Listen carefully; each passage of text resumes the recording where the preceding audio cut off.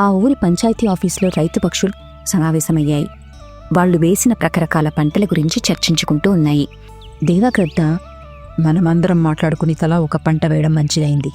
అవును దేవన్న, ఇప్పుడు మార్కెట్లో అన్ని పంటలకు మంచి ధర ఉంది.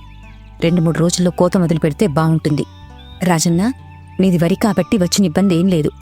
వరి కోయడానికి మిషన్ వచ్చింది. 1 రోజుల పనైపోతుంది. మాదలా కాదు కదా. దేవన్న పత్తి, నేను మిర్చి, వాసన్న మొక్కజొన్న, బాలన్న పల్లి వేశాం. ఇప్పుడు మాకే కష్టం వచ్చింది. మామూలు కష్టం కాదు తమ్ముడు, చాలా పెద్ద కష్టం. ఇది డిసెంబర్ నెల. విపరీతమైన చలి మంచు దారుణంగా పడుతోంది. బయట అడుగు పెట్టలేని పరిస్థితి. ఇక కూలీ వాళ్ళు ఏం చేస్తారు, ఏం వస్తారు? మన పంట పనులు ఎలా చేస్తారు? పంట విలువ, కష్టం విలువ తెలిసిన వాళ్ళం కాబట్టి మనలో మనమే ఒకరికొకరం సహాయం చేసుకోవాలి. కలిసికట్టుగా అందరం మన పంటలను కాపాడుకోవాలి, ఆనందంగా బ్రతకాలి. బాలన్న చెప్పిన ఆలోచన బావుంది కదా దేవన్న? అవును రాజన్న, చాలా బాగుంది. మన ఇంటి ఆడాళ్లతో కలిసి ఒకరి పంట తర్వాత మరొకరి పంటని ఏరుకుంటూ పోతే 1 వారం రోజుల్లో అందరి పంటలు ఇళ్లల్లో ఉంటాయి. మరి ముందుగా ఎవరి పంటను మొదలు పెడదాం? మనం మాట్లాడుకుంటూనే అయిపోతుందా ఏంటి? ఇంటి ఆడాళ్ళని కూడా అడగాలి కదా. అసలే ఈ మధ్య వాళ్లల్లో వాళ్ళకే పడటం లేదు. ముఖాలు తిప్పుకుంటున్నారు. వాళ్ళకి అర్థమయ్యేలా చెప్పి ఒప్పించాలరా. మన మాట కాదంటారా? నేను చెప్తే నా భార్య వింటుంది దేవన్నా. నేను చెప్పినా నా భార్య కూడా వింటుంది దేవన్నా. నాకు అర్థంగా కడుగుతున్నాను. అసలు మీ ఉద్దేశం ఏంటి? మీరు చెప్తే మీ భార్యలు వింటారు, నేను చెప్తే నా భార్య వినదనా? రాజుకాకి వాసుకుంగా ముఖాలు చూసుకుని నవ్వుకుంటారు. మనం నవ్వుకున్నది మాట్లాడుకున్నది చాలు. ఇక ఇంటికి వెళ్ళి మన భార్యలను కలిసి పనిచేసుకుందామని చెప్పి ఒప్పించాలి. పదండి. అవునవును, వాళ్ళు ఒప్పుకోవడానికి 5 నిమిషాలు పట్టొచ్చు, అరగంట పట్టొచ్చు, 1 రోజు కూడా పట్టొచ్చు. పదండి, దేవన్న చెప్పినట్టుగా ముందుగా మనం మన ఇంటి ఆడవాళ్లని ఒప్పించాలి అని అందరూ అక్కడి నుంచి బయలుదేరారు. రాణి పిచ్చుక వేడివేడి చికెన్ చేస్తుండగా రాజుకాకి వచ్చాడు. రాజుకాకి మెచ్చుకోలుగా, వావ్ రాణి, చికెన్ చేస్తున్న వాసన వీధి చివరి వరకు వస్తోంది తెలుసా? మెచ్చుకుంది చాలు, పోయిన పనేమైందో చెప్పండి. ఈ చలికాలంలో కోతకొచ్చిన పంటల గురించి చర్చించుకున్నాం రాణి. ఇప్పుడు కోతకొచ్చిందంటే మన వరి పంటనే కదా? అవును రాణి, మనది వరి కాబట్టి మిషన్తో 2-3 గంటల్లో పనవుతుంది. మన తోటి రైతుల పంటలు వరి పంటలు కావు కదా. చెప్పాలనుకున్న విషయం సూటిగా చెప్పండి. ఈ చలికాలం కూలీ వాళ్ళు దొరకడం చాలా కష్టం కదా రాణి. అందుకని నన్ను కూలీగా వెళ్ళమని చెప్తున్నారా? కూలీ అని ఎందుకు అనుకుంటావు రాణి? మన తోటి రైతు కుటుంబం. మనకు కష్టం వస్తే వాళ్ళు, వాళ్ళకు కష్టం వస్తే మనం, ఇలా ఒకరికొకరం సహాయం చేసుకోవాలి. పరిస్థితిని బట్టి సర్దుకుపోవాలి. సరేనండి, ముందుగా మన పంట పని పూర్తి కానివ్వండి. ఆ తర్వాత వాళ్ల పంటల గురించి ఆలోచిద్దాం. చికెన్ అయితే నాకు అన్నం పెట్టు. అయ్యాక పిలుస్తాను, వెళ్ళి కాసేపలా నడుం వాల్చండి అని రాణి పిచ్చుక చెప్పగానే రాజుకాకి బెడ్ మీద పడుకుని దుప్పటి కప్పుకుంది. టీవీ చూస్తున్న శశి పావురం దగ్గరికి వసి పావురం వచ్చాడు. ఏమోయ్, ఏమిటోయ్? తిందాన్రా. నేను తినేశాను, తమరు పెట్టుకుని తినండి, నేను టీవీ చూస్తున్నాను. వారెవ్వా, ఈ తరం భార్య వంటే నువ్వే శశి. భర్త లేనప్పుడు తినడమే కాకుండా భర్త వచ్చిన తర్వాత కూడా అన్నం పెట్టకుండా టీవీ చూస్తున్నావు చూడు. ఇందుకోసమైనా నీకు ఉత్తమ భార్య అని సత్కారం చేయాల్సిందే. మన ఇంటి ముందు నీ విగ్రహం పెట్టాల్సిందే. చాలే సంబడం, వెళ్ళి పెట్టుకుని తినండి. వసీ పావురం ఏం మాట్లాడకుండా అన్నం పెట్టుకుని తింటుంటే కరెంటు పోయింది. టీవీ ఆఫ్ అయింది. తిట్టుకుంటూ వసీ పావురం దగ్గరికొచ్చింది. శశి పావురంతో రైతులు మాట్లాడుకున్న విషయం గురించి చెప్పాడు. అయ్యో, ఎంత మాట! తప్పకుండా సహాయం చేస్తాను. వాడు నాకు చేసినప్పుడు నేను కూడా చెయ్యాలి కదండీ, అది కనీస ధర్మం. వసీ పావురం రాణి దగ్గరికి వెళ్ళి, తప్పు నాది లేదని నాకే కాదు రాణికి కూడా తెలుసు. అయినా గొడవలొద్దు కాబట్టి నేనే వెళ్ళి సారీ చెప్తాను, మాట్లాడతాను అని ఇంట్లో నుంచి వెళ్ళిపోయింది. బాలు చిలుక ఇంటికొచ్చేసరికి మీనా చిలుక పక్కింట్లో ఉంటున్న స్మైలీ కొంగతో మాట్లాడుతూ ఉంటుంది. అన్నయ్య, మా ఆయన రాలేదు. వచ్చాను కదా అంటూ వాసు కొంగ వచ్చాడు. ఎవరింట్లోకి వాళ్ళు వెళ్ళిపోయారు. స్మైలీ కొంగతో విషయం చెప్పి వాసు కొంగ ఒప్పించాడు. మీనా చిలుకతో, అది మీనా జరిగింది. నీకు విషయం మొత్తం అర్థమైంది కదా? అర్థమైందండి. మన పెళ్లి చేసేటప్పుడు వచ్చిన వాళ్ళకే నేను వెళ్తాను, అంతే తప్ప అందరి పొలాలకు వెళ్లి పనులు చెయ్యను, సరేనా అని మీనా చిలుక ఒప్పుకోవడంతో పాలు చిలుక కూడా సంతోషపడతాడు. అలా సమయం గడుస్తూ ఉంటుంది. మధ్యాహ్న సమయానికి గాలి బలపడింది. ఏదో తుఫానుకు ముందస్తు హెచ్చరికలా ఉన్న గాలి. ఇళ్లల్లో ఉన్న రైతులందరూ భయపడుతున్నారు. ఏమిటండి ఈ గాలి? ఏదో అనుమానంగా ఉంది. అవును రాణి, నేను గమనిస్తున్నా. కాని మనం ఏం చేస్తాం? ఈ చలికాలంలో అలా అప్పుడప్పుడు అకస్మాత్తుగా వాతావరణం మారడం, గాలి వీచడం జరుగుతోంది రాణి. మనం భయపడాల్సిన పని లేదు. నాకెందుకో ఈ గాలిని చూస్తుంటే నమ్మబుద్ధి కావడం లేదు. రాణి, అన్ని పంట పొలాలు కోతకు సిద్ధంగా ఉన్నాయి. ఒక్క వారం రోజులు వాన పడకూడదని దేవుళ్ళని వేడుకుందాం, మనం నమ్మకం పెట్టుకుందాం అని రాజుగాకి చెబుతున్న మాట పూర్తి కాకముందే టపటపా చినుకులు పట్టాయి. అందరూ అకాల వర్షాన్ని చూస్తూ ఎంతో బాధపడుతున్నారు. ఎవరి ముఖాల్లోనూ నవ్వు లేదు. వాన ఒక్కసారిగా దమ్మ పట్టినట్టుగా ఉధృతమైంది. రైతుల హృదయం తడిసి ముద్దయింది. 4 దిక్కులా భయంకర శబ్దం. రాత్రి 11 దాటాక కూడా పడుకోకుండా బాలు చిలుక కిటికీ దగ్గర నిలబడి బయటికి చూస్తూనే ఉన్నాడు. ఏమండి, ఇంకెంతసేపు చూస్తారా వానని? పదండి పడుకుందాం అని చెప్పింది. బాలు చిలుక కళ్ళల్లో నీళ్లు. మీనా చిలుక మాట్లాడలేకపోయింది. వాన రాత్రంతా కురిసింది. ఉదయం 6 గంటలు. వాన మాత్రం ఆగిపోయింది. కానీ నేల మొత్తం నీటితో నిండిపోయింది. పొలాల్లోకి వెళ్లే దారులు చెరువుల్లా మారాయి. అతి కష్టం మీద రైతులందరూ కలిసి పొలాలకు వెళ్లారు. నిన్నటి వరకు అవి బంగారు పొలాలు, ఇప్పుడు నీటి మడుగులు.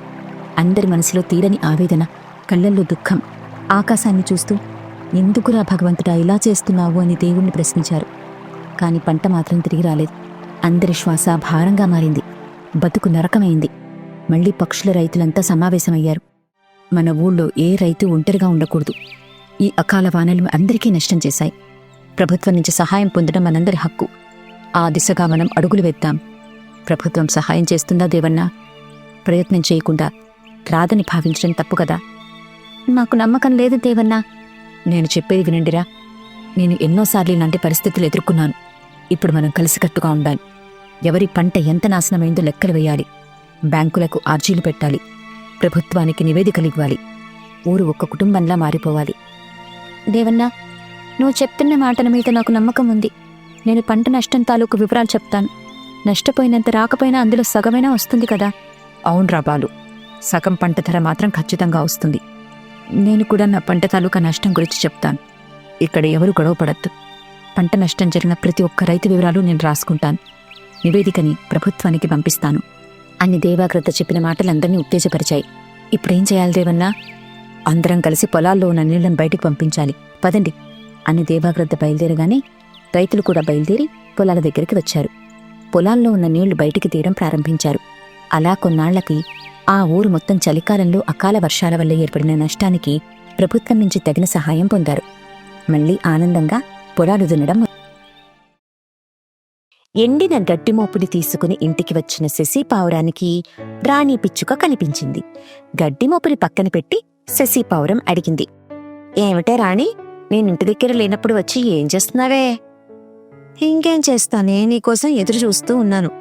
అంతగా నా కోసం ఎదురు చూడకపోతే పొలం దగ్గరికి రావచ్చు కదే. నేనిక్కడ లేనంటే అక్కడే ఉంటానని తెలుసు కదా. ముందు వద్దామని అనుకున్నానే, కాని నువ్వక్కడ గడ్డి పని మీద ఉంటావు, సరిగ్గా మాట్లాడలేవు. అదే ఇంటికొచ్చిన తర్వాతైతే నిదానంగా మాట్లాడతావు. నేను చెప్పిన విషయం గురించి ఆలోచిస్తావు కదా అని ఇంటి దగ్గర ఎదురు చూస్తున్నాను. ఇంటికొచ్చానుగా, విషయం ఏమిటో చెప్పు మరి. నాకు ఎండిన గడ్డి కావాలే. అప్పుడు నువ్వు రావాల్సింది ఇంటికి కాదురా అని, పొలం దగ్గరికి. అక్కడే కదా గడ్డివాం ఉన్నది. అడిగిన తర్వాత తీసుకోవచ్చు కదా అని ఇంటి దగ్గరికే వచ్చాను. నన్ను అడగడం అయిపోయింది, నేను తీసుకోమని కూడా చెప్పడం అయిపోయింది. ఇక నువ్వు గడ్డివాం దగ్గరికి వెళ్ళి ఎంత కావాలో అంత తీసుకో.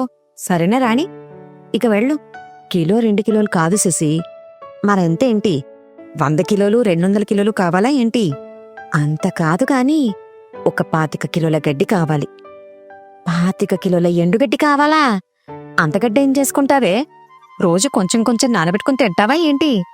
తినడానికి కాదు శశి, ఆ గడ్డితో ఇల్లు కట్టుకుంటాను. ఏమిటో నువ్వు చెప్పేది? గడ్డి ఇల్లు కట్టుకుంటావా? అవును శశి, గడ్డి ఇల్లే కట్టుకుంటాను. నీకిల్లుంది కదా రాణి, మళ్ళీ గడ్డిల్లు కట్టుకోవడం ఎందుకు?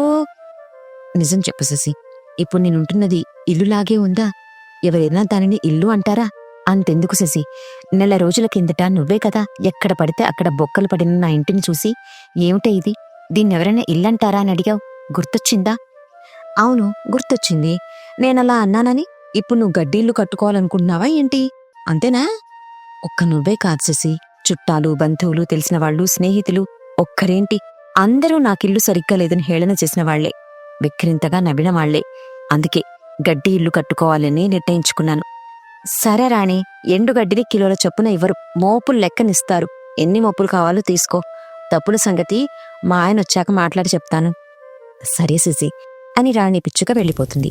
ఆ రోజు రాత్రి, పైగా చలికాలం, సన్నగా మంచు పడుతూ ఉండటంతో శశిపావురం తన భర్త వసీపావురం, మీనా చిలుక తన భర్త బాలు చిలుక, స్మైలీ కొంగ తన భర్త వాసు కొంగ, రాజుకాకి అందరూ ఒకచోట చలిమంట వేసుకున్నారు.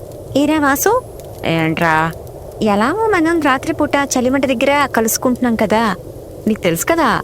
బా, విషయానికి రారా బాబు. వేడివేడిగా తినడానికి చేపల ఫ్రై చేసుకురావచ్చు కదరా. నీకెలాగో చేపలు ఫ్రీగానే వస్తున్నాయిగా. చలిమంట వేసుకునేదే వేడిగా ఉండడం కోసం, ఇంకా వేడివేడిగా ఏం తింటానులే అని వేడివేడి చేపల ఫ్రై తీసుకురాలేదురా. మనం కట్టుకుని కాపురం ఉంటున్న ఇళ్ళు మాయా ఇళ్ళైతే ఎంత బాగుండేవో కదా. వర్షం వచ్చినప్పుడు కురవకుండా ఉండేవి, ఇలా చలికాలం వచ్చినప్పుడు వెచ్చగా ఉండేవి, ఎండాకాలం వచ్చినప్పుడు చల్లగా ఉండేది. ఏమంటావు మీనా? ఉంటే బాగుండేది శశి. మనమే మారుతున్న కాలానికి అనుకూలంగా మారుతూ మన ఇంటి పరిస్థితులను కూడా మార్చుకోవాలి. మార్చుకుంటున్నాం కూడా. అవును మీనా, ఎండాకాలం వచ్చిందంటే కూలర్ కానీ ఏసీ కానీ వాడుతున్నాం. వర్షాకాలం వచ్చిందంటే ఇంటిపైన కవర్ కప్పుకోవడమో లేదా ఇంటిని సరిచేసుకోవడమో చేస్తున్నాం. ఇక ఈ చలికాలం వచ్చిందంటే రూమ్ హీటర్లు కూడా వాడుతున్నాం. ఇక మాయా ఇళ్ళు ఎందుకు? మనకు అవసరం లేదు స్మైలీ. పాపం రాణి పిచ్చుకకైనా మాయా ఇల్లు ఉంటే బాగుండేదని నా అభిప్రాయం అని శశిపావురం అంటుండగానే రాణి పిచ్చుక వచ్చింది. ఏమిటే రాణి, నీకు మాయా ఇల్లు కావాలా? మాయా ఇల్లు వద్దు, ఏం వద్దు మీనా. గడ్డి ఇల్లు కట్టుకుంటాను, నాకు సహాయం చేయండి చాలు. ఏమిటి, గడ్డిల్లు కట్టుకుంటావా? ఏమే రాణి, నీకు కొంచెమైనా తెలివుందా? ఇప్పుడు మనం ఎక్కడున్నామో తెలుసా? అయ్యో మీనా, ఆ మాత్రం తెలీదా చెప్పు. ఇప్పుడు మనం చలిమంట ముందున్నాం అని రాణి పిచ్చుక అనగానే మిగిలిన పక్షులందరూ కిలకిలా నవ్వారు. మీనా చిలుక అదోలా ముఖం పెట్టి చూసింది. అయ్యో మీనా, నిన్ను హేళన చేయాలని కాదు, ఏదో సరదాగా అందరం నవ్వుకుంటాం కదా అని అలా అన్నాను. ఇప్పుడు మనం ఉన్నది చలికాలంలోని నాకు తెలుసు మీనా. తెలిసి కూడా గడ్డిల్లు కట్టుకోవాలని చూస్తున్నావా? అవును మీనా, ఇప్పుడు నేనుంటున్న ఇల్లు మరీ దారుణంగా తయారైంది. మంచు పడుతోంది, చల్లని గాలి ఘోరంగా వీస్తోంది, చలి కూడా విపరీతంగా చంపేస్తోంది. ఆ ఇంట్లో ఉండలేకపోతున్నాను. మట్టి ఇల్లు, పైగా పెంకులతో, ఎప్పుడో మీ తాత వాళ్ళు కట్టిన ఇల్లు అది. ఆ ఇంటినే బాగు చేసుకుంటే సరిపోతుంది కదా. సరిపోతుంది కదా అని చెప్పడానికి బాగుంటుంది శశి, కానీ డబ్బులు ఎక్కడి నుంచి తేవాలి, ఎవరిస్తారు, ఎంత టైం ఇస్తారు? కిందటేడాది ఏం జరిగిందో మీ అందరికీ తెలుసు కదా. తెలుసు రాణి, దేవకృతగా డబ్బులు ఇస్తానని ఆశపెట్టి చలికాలం మొత్తం రేపు మాపు అంటూ తిప్పించుకున్నాడు. డబ్బులు ఇవ్వలేదు. ఇక చలికాలం పోయింది కదా రాణి, నీకు డబ్బులు ఎందుకు అని వెళ్ళిపోయాడు. అలాంటి దేవాగ్రత దగ్గరికి మళ్ళీ వెళ్ళి ఇల్లు కట్టుకోవడానికి డబ్బులు ఇవ్వమని అడగను శశి. అందుకే గడ్డి ఇల్లు కట్టుకోవాలని నిర్ణయం తీసుకున్నాను. మీరందరూ కొంచెం తలా ఒక చెయ్యి వేస్తే నా గడ్డి ఇల్లు పూర్తవుతుంది. ఏమంటారు? మేం సహాయం చేయడం చేయకపోవడం అనేది పక్కన పెడితే, ఎండుగడ్డి ఇల్లు చలి నుంచి, కురుస్తున్న మంచు నుంచి నిన్నేం కాపాడుతుంది చెప్పు? ఎండుగడ్డి గురించి మీకు తెలీదా? అది చలికాలంలో వెచ్చగా ఉంటుంది అని రాణి పిచ్చుక చెప్పగానే పక్షులందరూ అయోమయంగా ముఖాలు చూసుకుంటారు. మీ చూపులను బట్టే మీకు ఈ విషయం తెలీదని అర్థమైందిలే. మరొక విషయం కూడా నువ్వు అర్థం చేసుకోవాలి రాణి. నేను గడ్డి ఇల్లు కట్టుకోవడానికి మీలో ఎవరు సహాయం చేయడానికి ముందుకు రావడం లేదని నాకు అర్థమైంది. అది తెలుసుకున్నాను మీనా. No problem. నా గడ్డి ఇంటి నేనే కట్టుకుంటాను. గుడ్ నైట్, స్వీట్ డ్రీమ్స్ అని రాణి పిచ్చుక అక్కడి నుంచి వెళ్ళిపోతుంది. మిగతా పక్షులన్నీ గడ్డి ఇల్లు గురించి హేళనగా మాట్లాడుతూ ఉంటారు. అలా ఆ రాత్రి గడిచింది. మరుసటి రోజున రాణి పిచ్చుక తను కూలి పనిచేసి సంపాదించిన డబ్బులను తీసుకుని గడ్డివాము దగ్గరున్న శశిపావురం దంపతుల దగ్గరికి వచ్చింది. చెప్పిన డబ్బులు తీసుకొచ్చావా రాణి? అవును వసీపావురమా, నాకు కావలసిన గడ్డికి తమరు చెప్పిన డబ్బులను రెడీ చేసుకొని వచ్చాను. ఈ డబ్బులను తీసుకుని నాకు కావలసిన ఎండుగడ్డిని ఇవ్వండి అని డబ్బులిచ్చింది. వసీపావురం ఆ డబ్బులను లెక్క చూసుకుంది. కరెక్ట్గా ఉన్నాయా వసీ? ఉన్నాయి రాణి, నీకు కావలసిన ఎండుగడ్డిని పక్కన పెడతాను, నువ్వు తీసుకెళ్తూ ఉండు. అలాగే వసీ అని రాణి చెప్పగానే వసీపావురం ఎండుగడ్డి మోపులను పక్కన పెట్టాడు. రాణి పిచ్చుక వాటిని లెక్క పెట్టుకుంది. రాణి, నువ్విచ్చిన డబ్బులకి ఇంత గడ్డి వస్తుంది, ఇక తీసుకెళ్ళు. రాణి పిచ్చుక ఒక గడ్డి మోపును పట్టుకుని వెళ్తూ ఉంటుంది. ఆ తర్వాత పక్షులందరూ వచ్చి తలా ఒక గడ్డి మోపుని తీసుకుని రాణి పిచ్చుక వెనకాలే వెళ్తుంటాయి. ఆ విషయం తెలియని రాణి పిచ్చుక మాత్రం కొంచెం బాధగా, ఇంతమంది ఫ్రెండ్స్ ఉన్నారు, ఏం లాభం? నేను ఇలాంటి కష్ట సమయంలో ఉన్నప్పుడు సహాయం చేయడానికి ఎవ్వరూ ముందుకు రావటం లేదు. అన్ని గడ్డి మొప్పులను మోసుకునేసరికి చీకటి పడేలా ఉంది. ఈ రోజు రాత్రికి కూడా చల్లోనే పడుకోవాల్సి వచ్చేలా ఉంది అనుకుంటూ తన పాత ఇంటికి వచ్చి ఒకచోట గడ్డి మోపులు పెట్టింది. ఆ తర్వాత పక్షులందరూ గడ్డి మొప్పులను అక్కడ పెట్టడం చూసి రాణి పిచ్చుక ఎంతో సంతోషపడుతుంది. అలా పక్షులందరూ కలిసి గడ్డి మొప్పులను తీసుకొచ్చి పెడుతూ ఉంటాయి. రాణి పిచ్చుక గడ్డి ఇల్లు కట్టుకోవడానికి సహాయం కూడా చేస్తాయి. చీకటి పడుతుండగా రాణి పిచ్చుక గడ్డి ఇల్లు పూర్తవుతుంది. అన్ని పక్షులు ఆ గడ్డి ఇల్లును చూసి మురిసిపోతాయి. వారెవ్వా రాణి, నీ గడ్డి ఇల్లు సూపర్గా ఉంది. అవును రాణి, చాలా బాగా వచ్చింది అని అందరూ మెచ్చుకుంటూ ఉంటారు. రాణి పిచ్చుక ఎంతో సంతోషపడుతుంది. ఈ రాత్రికి ఎవ్వరూ మీ ఇళ్లకు వెళ్ళకండి, అందరికీ ఇక్కడే వంట చేస్తాను, నా గడ్డి ఇంట్లోనే కూర్చుని తిందాం అని చెప్పగానే పక్షులందరూ సంతోషపడ్డారు. కనీసం బయట చలిమంట వేసుకుందాం పదండి. ఈ రోజు చలిమంట కూడా బంద్, రాణి చెప్పింది కదా గడ్డి ఇల్లు వెచ్చగా ఉంటుందని, చూద్దాం అని పక్షులందరూ కలిసి ముచ్చట్లు పెట్టుకుంటూ నవ్వుకుంటూ ఉంటారు. రాణి పిచ్చుక కమ్మని వంటలు చేస్తూ ఉంటుంది. అలా సమయం గడుస్తూ ఉంటుంది. రాణి పిచ్చుక చెప్పినట్టుగా గడ్డి ఇల్లు వెచ్చగా ఉంటుంది. ఏ మాత్రం చలి పెట్టకుండా ఉండటంతో పక్షులందరూ రాణి పిచ్చుకను మెచ్చుకుంటాయి. రాణి పిచ్చుక పెట్టిన రుచికరమైన ఫుడ్ని కూడా ఎంతో ఇష్టంగా తింటాయి. అలా పక్షులందరూ కలిసి గడ్డి ఇళ్లను కట్టుకుంటాయి. అన్నీ ఆనందంగా